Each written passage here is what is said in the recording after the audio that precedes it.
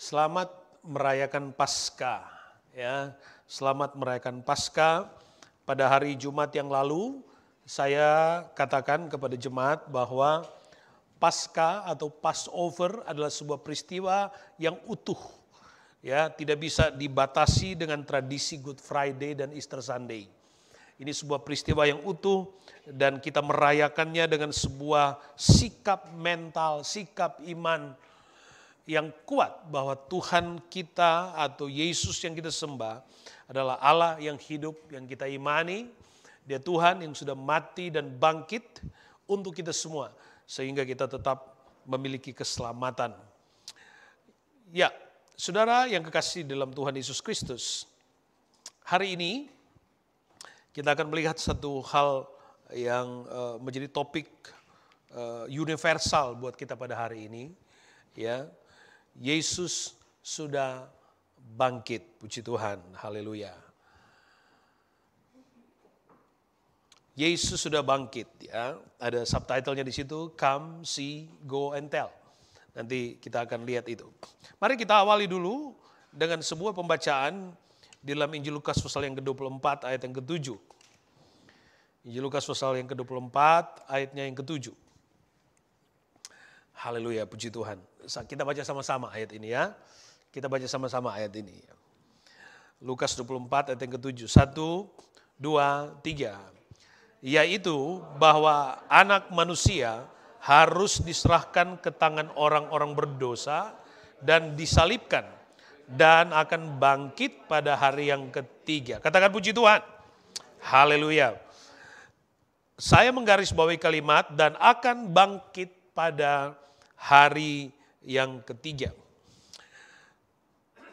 Dari Getsemani, sebuah perjalanan kehidupan. Kita percaya bahwa hidup ini dimulai sejak ada di Taman Eden. Dan akan berakhir di Taman Firdaus. Di antara kedua taman ini ada Taman Getsemani. Di Eden, maka manusia jatuh dalam dosa. Awal dari kehidupan, tapi di Taman Getsemani awal dari kehidupan baru. Berpuncak pada pengalaman Kristus di Bukit Golgota. Sehingga kita semua mengalami kehidupan baru di dalam Kristus, kita dibangkitkan. Dari Getsemani sebuah perjalanan yang Yesus sudah sejak awal ketika dia memiliki kerinduan yang kuat bersama dengan murid-muridnya di The Last Supper. Saudara, dia berkata bahwa ada kerinduan yang kuat di dalam hati saya untuk dapat merayakan Paskah atau makan Paskah bersama-sama dengan murid-muridnya. Sehingga di dalam The Last Supper dia berkata, makanlah inilah tubuhku, minumlah inilah darahku. Dia sedang menunjukkan kepada murid-muridnya apa sesungguhnya yang akan dia jalani. Sehingga Yesus sendiri berkata, lakukanlah ini setiap waktu untuk mengingat pengorbananku. Nah saudara, kemudian dia menuju ke Bukit Getsemani secara cepat, menuju ke Bukit Getsemani melalui sungai Kedon yang berdarah. Dan kemudian dia menyerahkan kehendaknya di hadapan Bapa. Bukan kehendakku yang jadi, tapi kehendakmu yang jadi, kata Yesus. Dia punya kesempatan mungkin untuk bisa berkata tidak. Tapi cerita kehidupan akan menjadi berbeda kalau Tuhan tidak menerima kehendaknya. Tapi dia berkata, bukan kehendakku yang jadi, tapi kehendakmu yang jadi. Lalu kemudian Yudas dan para prajurit Romawi datang. Yudas datang dengan ciuman pengkhianatan. Diawali dengan peradilan yang tidak fair. Yesus pada malam itu juga kemudian dibawa kepada Hanas. Ada peradilan agama. Kepada Hanas, kemudian kepada Kayafas, imam besar.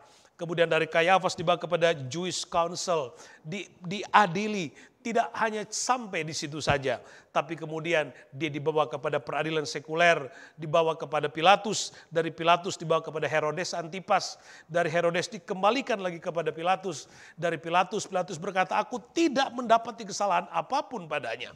Lalu kemudian Pilatus akhirnya serahkan kepada Sanhedrin, dan Sanhedrin berkata, salibkan dia, salibkan dia. Lalu kemudian kita tahu kisahnya, akhirnya Yesus disalibkan di yang kita kenal dengan Golgota atau Bukit Kalvari. Bukit Golgota Kalvari terletak di sebelah luar tembok Yerusalem. Yang pada zaman itu daerah atau bukit itu dikenal sebagai tempat eksekusi dari tentara Romawi terhadap para penjahat-penjahat. Di daerah itu juga dikenal dengan ada kuburan-kuburan tua. Di sanalah yang disebut kemudian Bukit Golgota. Dan daerah keseluruhan itu secara topografi dikenal sebagai daratan atau dataran Moria. Dataran Moria. Nah saudara, kalau kita lihat sedikit ke belakang di dalam kitab Kejadian pasal 22, saudara bisa baca di sana. Kitab Kejadian pasal 22. Ayat yang kedua, Tuhan berkata kepada Abram, ambillah anakmu yang tunggal itu yang engkau kasihi, yakni Ishak. Pergilah ke tanah Moria dan persembahkanlah dia di sana sebagai korban bakaran pada salah satu gunung yang akan kukatakan kepadamu. Tuhan berkata kepada Abram, ambillah anakmu yang tunggal itu. Pada waktu itu anak Abram sudah dua. Ada Ismail yang lahir dari Hagar, kemudian Ishak yang lahir dari Sarah. Sudah dua. Tapi saat itu Tuhan berkata, ambillah anak tunggalmu yang engkau kasihi. Di hadapan Tuhan, anak Abram adalah Ishak. Ishaklah anak perjanjian. Saudara bisa baca itu di dalam kitab Roma, ya kitab Galati, itu jelas dikatakan bahwa Ishaklah anak perjanjian. Dan itulah yang dilakukan oleh Abram, dan Tuhan perintahkan bahwa pergilah ke Bukit Moria, ya, ke satu tempat yang akan aku tunjukkan kepadamu dan persembahkanlah dia di sana. Saudaraku yang kekasih dalam Tuhan, anak yang paling engkau kasih, anak satu-satunya, anak tunggalmu di Bukit Moria itu.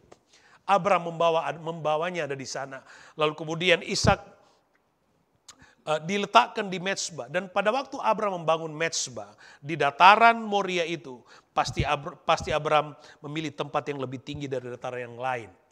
Dan saat ini saudara, dataran Moria kalau dilihat saudara, itu sebuah dataran, sebuah pegunungan. Tapi ada satu bagian di Bukit Moria itu,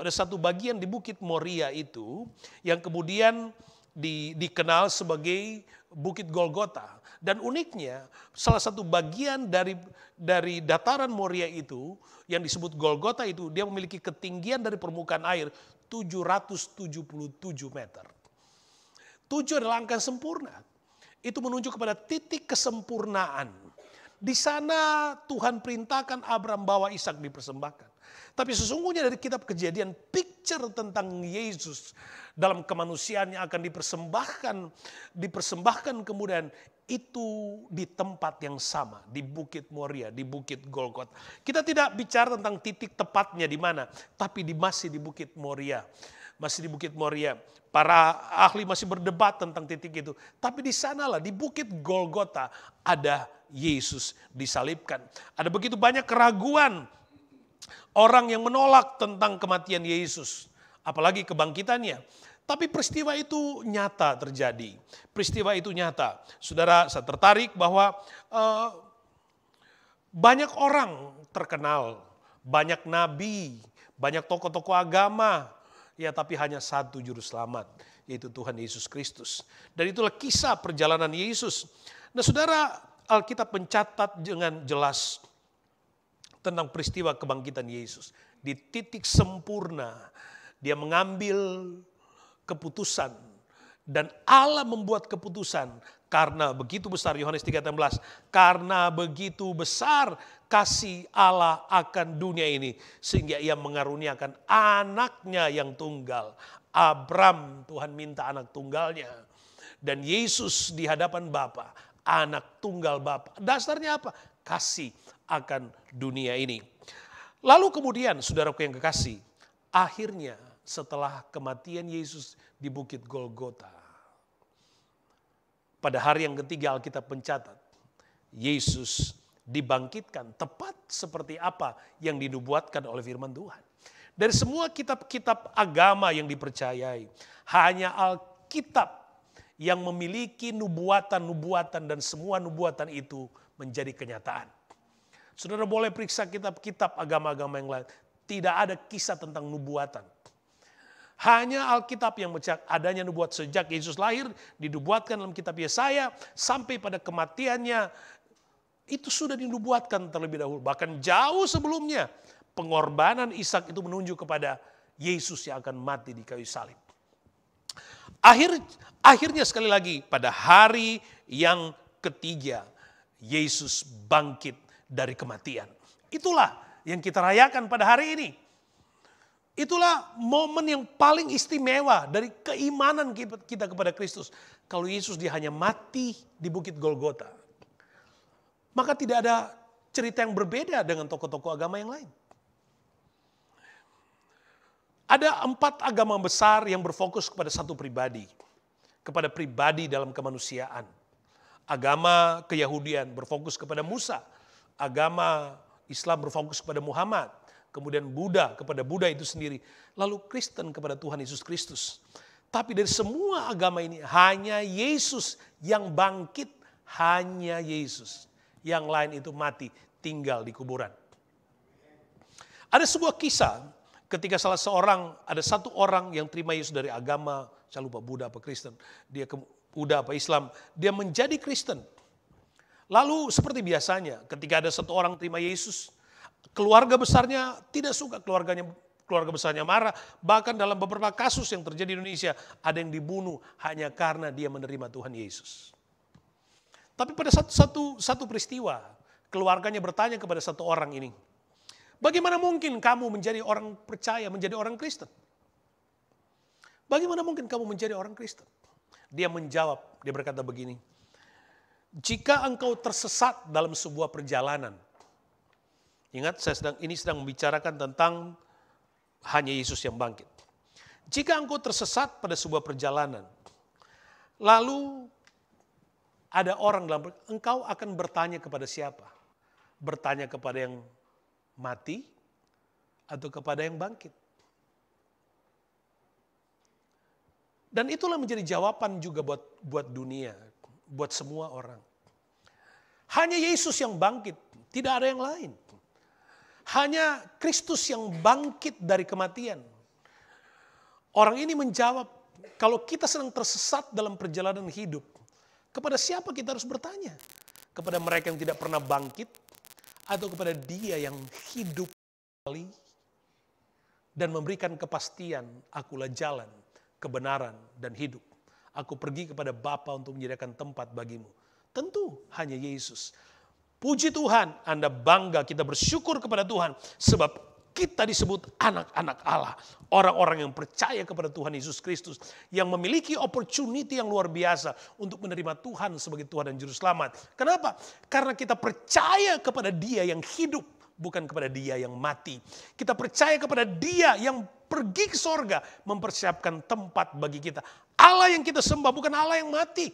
Allah yang kita sembah adalah Allah. Ia pernah mati tapi Dia bangkit kembali. Membuktikan kepada seluruh dunia bahwa maut tidak sanggup menahannya. Sebab keselamatan itu harus terjadi. Maut harus dikalahkan. Yesus bangkit dari kematian. Itulah yang kita rayakan. Itulah kesukaan kita. Makanya iman kita bukan hanya tertuju kepada iman Yesus sudah mati di kayu salib. Tapi iman yang sempurna, kita percaya Dia mati, tapi kita juga percaya dengan iman Dia bangkit kembali sebagai Allah yang hidup. Tuhan atas alam semesta, yang telah menciptakan alam semesta, juga Tuhan yang bangkit memberikan kehidupan baru bagi kita. Kebangkitan Yesus memberikan kemenangan, memberikan kehidupan yang baru bagi kita semua. Akhirnya sekali lagi, Yesus sudah bangkit. Markus pasal 16. Kita membaca Markus pasal 16.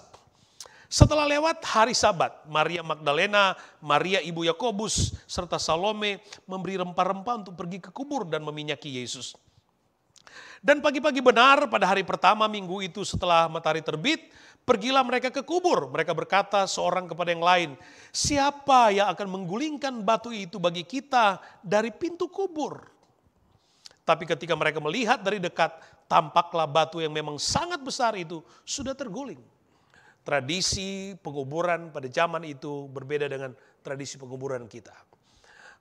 Tradisi pada waktu itu adalah orang dimasukkan ke dalam goa yang kemudian ditutup dengan batu yang besar. Peristiwa kebangkitan adalah peristiwa yang tidak biasa. Tidak biasa. Sehingga banyak orang yang menolak, banyak orang yang tidak percaya bagaimana mungkin orang yang sudah mati tapi dia bisa hidup kembali. Bagaimana mungkin? Penolakan terhadap pengakuan Yesus bangkit itu terjadi dari zaman ke zaman. Bahkan pada waktu Yesus bangkit pun masih ada konspirasi yang dengan sengaja, sudah baca Alkitab, konspirasi yang dikerjakan oleh tokoh-tokoh agama dengan sengaja membayar para prajurit Romawi untuk mereka mengakui bahwa sesungguhnya Yesus tidak bangkit. Dan saudaraku yang kekasih di dalam Tuhan, hal pertama, Alkitab menceritakan ada beberapa perempuan hendak datang melihat Yesus. Mereka datang ke kubur Yesus. Mereka hendak datang. Tapi perhatikan baik. Di dalam perjalanan mereka menuju ke kubur itu, mereka bertanya begini. Nanti siapa yang akan menggulingkan batu itu dari kubur? Siapa? Mereka ingin melihat Yesus, tapi siapa nanti akan menggulingkan batu yang besar itu dari kubur? Dan batu itu bukan batu yang biasa, bukan batu yang kecil. Dan diperkirakan berat dari batu yang menutupi kubur Yesus. Dia kira-kira, coba next slide. Kira-kira 2-3 ton beratnya. Besar. Tetapi yang menarik, para wanita ini yang mengambil keputusan untuk hendak melihat Yesus, mereka sadar bahwa mereka tidak kuat untuk menggulingkan batu itu. Tapi itu tidak menghentikan mereka untuk kita nggak ada yang bisa gulingkan. Kalau gitu percuma dong kita datang ke kubur Yesus, kita pulang saja. Alkitab tidak mencatat seperti itu. Sekali mereka membuat keputusan, kami mau datang melihat Yesus. Mereka sadar ada batu yang menghalangi kubur itu. Tapi sekali lagi yang menarik adalah itu tidak menghentikan mereka untuk hendak melihat Yesus. Demikian juga dengan perjalanan rohani kita. Ketika kita hendak memiliki keinginan untuk bertemu dengan Yesus, untuk melihat jalan Tuhan, selalu saja ada batu-batu yang berusaha menghalangi kita untuk berjalan menuju kepada perjumpaan kita dengan Yesus. Selalu ada. Dari hal-hal yang kecil sampai kepada batu yang beratnya 2-3 ton tadi. Ada aja yang berusaha menghalangi. Tapi yang paling penting bukan soal tentang berapa besar batu itu. Kita mengerti akhirnya bahwa sebesar batu itu pun akhirnya ketika mereka tiba di kubur itu, batu itu sudah terguling. Sudah terguling. Ceritanya akan menjadi berbeda kalau para wanita itu kemudian balik badan mereka pulang. Karena mereka sadar nggak mungkin batu itu tidak digulingkan. Itulah keraguan yang dimunculkan dalam pikiran manusia di zaman modern ini. Hanya untuk menghalangi pertumbuhan iman kita. Hidup di negara modern seperti ini. Ada banyak pikiran-pikiran dikembangkan. Masa mungkin sih? Masa percuma kamu ke gereja? Percuma percaya Tuhan? Tapi saya berkata kepada saudara. Sekali engkau ikut Tuhan. Jalan terus. Iya, ada batu-batu yang berusaha menghalangi. Jalan terus.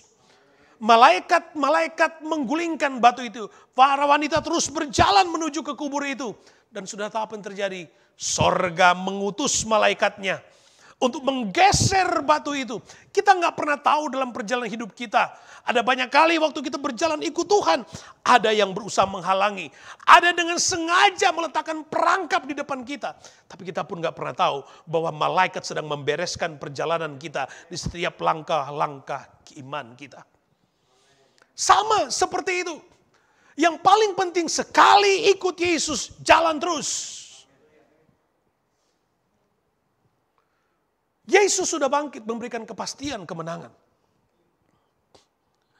Sekali engkau ikut Yesus, jangan pernah mundur. Mujizat hanya dapat dialami oleh mereka yang berjalan bersama dengan Yesus. Berjalan tanpa ragu, berjalan tanpa takut. Sebab kita percaya Yesus bangkit. Dan kebangkitan yang memberikan kepastian dan kemenangan. Ada batu-batu penghalang di hadapan kita, tapi jangan pernah takut. Bagian kita jalan terus. Yang menghalang itu bagian Tuhan. Dia akan bereskan. Mungkin kita sedang berjalan, kemudian di pikiran kita seolah-olah kita melihat nggak ada opportunity-nya.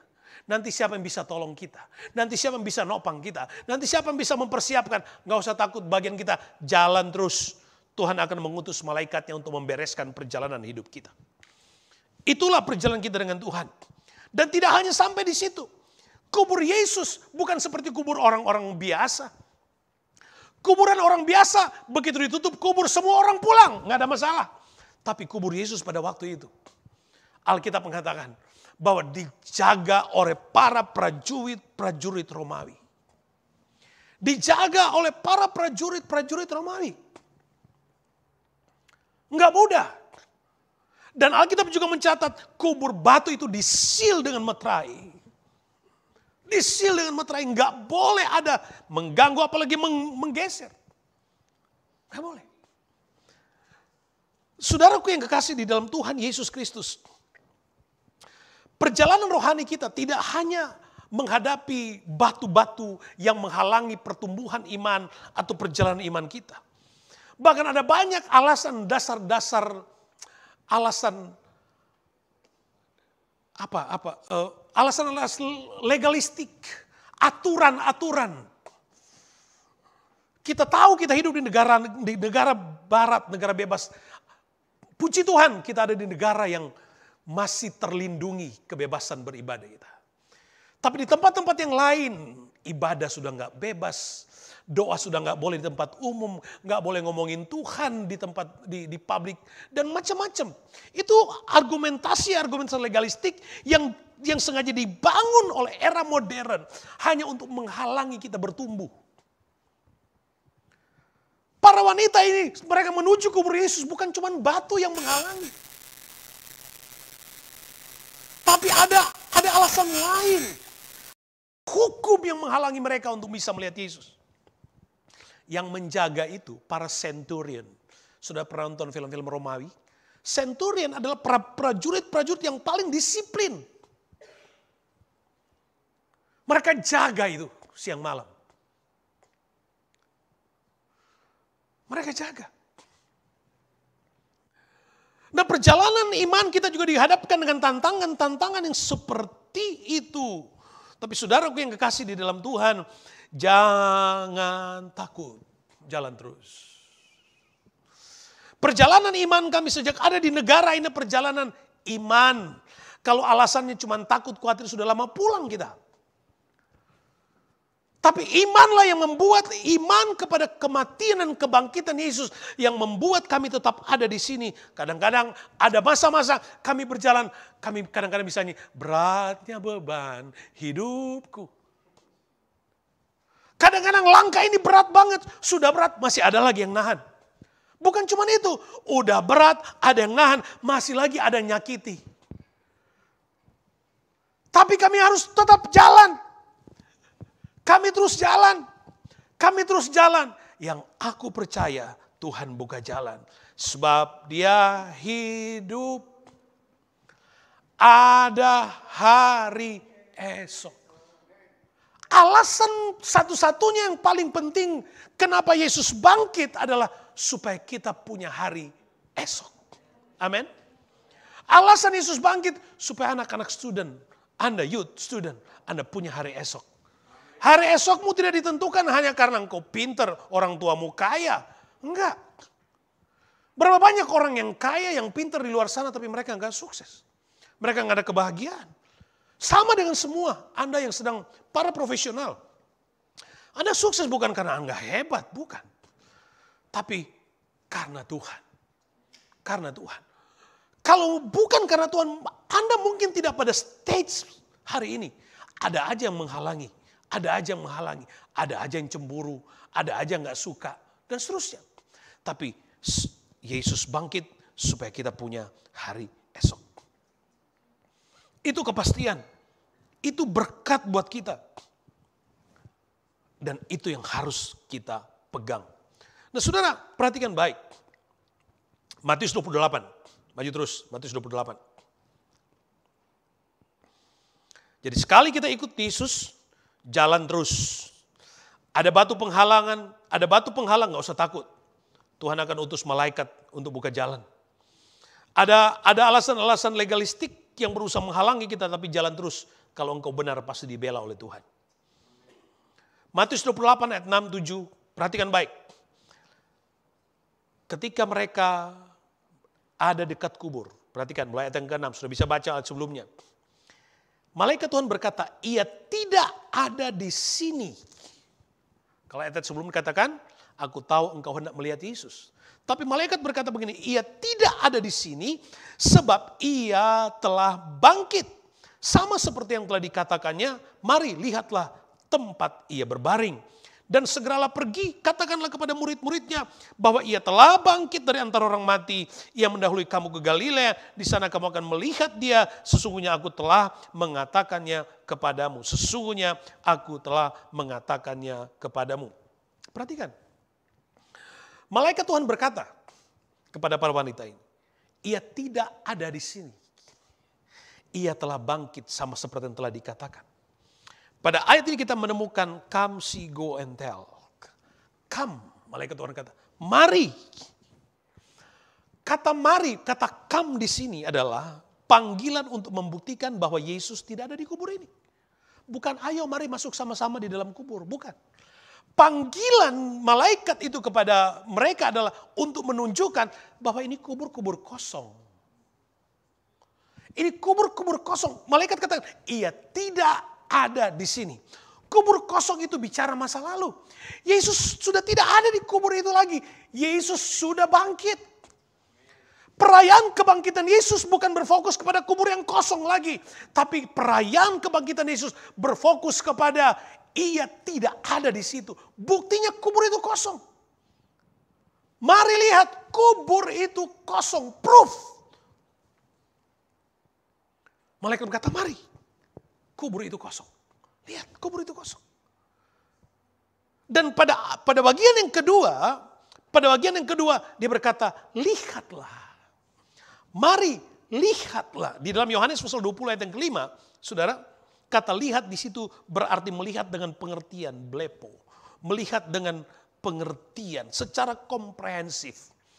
Kalau cuma alasan pertama, mari, lihat kan kosong. Orang bilang, jangan-jangan Yesus sembunyi lagi di dalam. Nggak kelihatan. Atau sengaja disembunyikan. Nggak kelihatan. Saudara yang kekasih di dalam Tuhan. Bagian yang kedua. Lihatlah. Dan apa yang mereka lihat? Saudara, pada waktu Yesus dibangkitkan. Alkitab mencatat bahwa kain yang membungkus tubuhnya sudah tergeletak di tanah. Mayat pada zaman itu, pada waktu dia meninggal, jasadnya dibungkus rapi, ketat dibungkus rapi. Saya belum pernah ngalamin. Ya, dibungkus rapi, ketat. Ya, dibungkus rapi, ketat. Itu mayat. Rapi, ketat. Kemudian ada kain yang menutup wajahnya. Pada waktu Yesus bangkit, itu kain seperti sebuah selongsongan yang kosong. Gulungan itu masih rapi, tapi kosong. Sudah kosong. Kalau mayat, kemudian ada cerita kan setelah itu, bahwa kemudian dikatakan dia dicuri oleh murid-muridnya. Bayangkan saudaraku, saudara coba kita lompat sedikit pada kisah ini. Akhirnya prajurit-prajurit itu, mereka dikatakan mereka dibayar mahal. Hanya untuk berdusta. Mengakui bahwa Yesus pada malam mereka sedang tidur, kemudian mayat Yesus dicuri. Perhatikan logikanya. Mereka membuat sebuah konspirasi untuk bercerita begini. Tadi malam kami sedang tidur, tiba-tiba datang pencuri, datang mencuri mayat Yesus. Nice, logis. Orang lagi tidur, dia tahu ada pencuri. Nggak ada logisnya di mana. Lagi terlelap, lagi ngorok. Tapi dia tahu ada pencuri. Konspirasi dibuat sedemikian rupa. Hanya untuk menggagalkan cerita bahwa Yesus benar-benar bangkit. Dan tidak hanya sampai di situ. Bahwa ketika malaikat kata, lihatlah, itu kain sudah tergeletak di situ kosong. Dan kalau kemudian benar kata orang bahwa ada yang berkata dia hanya istilah orang Indonesia mati suri. Orang kalau tiba-tiba dia sadar dia akan kaget. Dia pasti berontak. Kalau dia cuma mati seperti itu dia pasti berontak berusaha melepas ikatannya. Maka yang terjadi maka ikatan lilitan itu akan terlihat sangat kacau bukan? Tapi tidak seperti itu. Yang mereka dapati kain yang masih tergulung tapi kosong terletak di situ. Dan ada kain sefiat atau clothes yang menutupi mukanya. Dan Alkitab katakan kain itu sudah terlipat rapi di sampingnya. Dan ada cerita, ada budaya orang Yahudi. Kalau seseorang bertamu kemudian diajak makan, biasanya tamu diberikan serviet, ya, diletakkan. Dan kalau orang itu enjoy makanannya enak, ama dia suka makanan di hostnya bagus, maka kain itu dia akan letakkan secara acak di atas piring. Dia bilang, saya suka banget makanan ini, saya pasti kembali lagi. Dia lepaskan itu secara acak. Tapi kalau tamunya makan, kemudian kain itu dia lipat rapi, dia taruh di samping piring. Artinya dia tidak akan pernah kembali lagi makan di rumah itu. Pada waktu Yesus dibangkitkan, mereka menemukan kain itu sudah dilipat rapi, ada di samping. Itu membuktikan Yesus berkata dia tidak akan pernah kembali lagi di kubur itu sebab dia telah bangkit. Haleluya. Sebab dia sudah bangkit, dia sudah mengalahkan maut, dia sudah mengalahkan kematian. Dia hidup kembali dan dia menunjukkan diri selama 40 hari bahkan kepada murid-muridnya. Yesus sudah bangkit. Yesus sudah bangkit. Lalu Yesus bangkit, come see, go. Matius 28 ayat 8. Alkitab katakan mereka segera pergi dari kubur itu dengan takut dan dengan sukacita yang besar dan berlari cepat-cepat untuk memberitahukannya kepada murid-murid Yesus. Kebangkitan Yesus. Kalau cuman, hey keren, bagus. Nggak sempurna tuh. Malaikat berkata, come, see, go. Pada waktu pengalaman go, Alkitab katakan ada pengalaman kesukaan besar. Pergi ceritakan bahwa Yesus sudah bangkit. Dan pengalaman kebangkitan itu menimbulkan kesukaan besar buat mereka. Sudah masih ingat tema pelayanan kita tahun ini apa?